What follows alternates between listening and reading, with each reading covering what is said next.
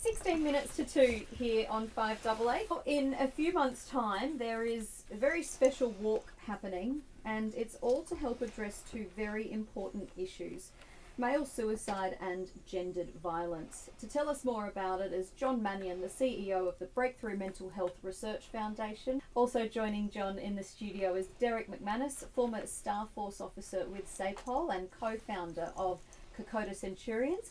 And joining us today as well is Mignon Furnell, whose family has some lived experience with this, and the co-founder of Kokoda Centurions as well. Derek or Mignon, I'll start with you to ask, what is Kokoda Centurions and why do we need to know about it? And I'm going to defer to Mignon because she is the boss of everything. Oh, okay, good to know. Oh, thank you for that, Derek. Kokoda Centurions is a non-for-profit organisation that came about through a conversation with Scott Matthews, who is also one of the co-founders. He came to me early last year, and he himself had been through some mental health battles and contemplated suicide, and was thinking of how he could help other men. He knew other men that were going through the same situation.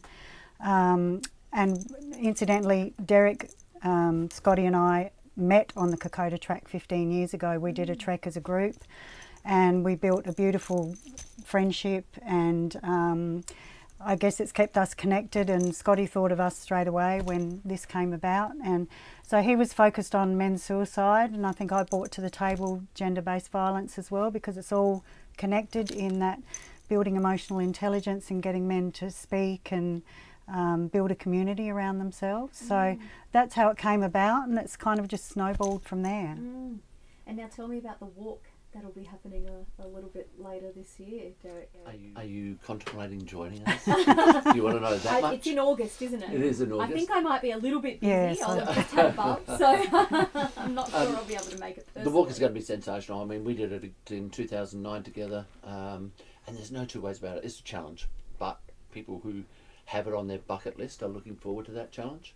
And there is more to Kokoda than what people initially imagine. They just picture it being in the jungle, humid, beautiful environment, but we found valleys where there are waterfalls and swimming in rivers and all that sort of stuff, as well as walking the track. So it's a beautiful environment, but it's obviously a physical as well as a mental challenge, and I think that's where we are going with looking at male suicide, positive choices, and the gender violence.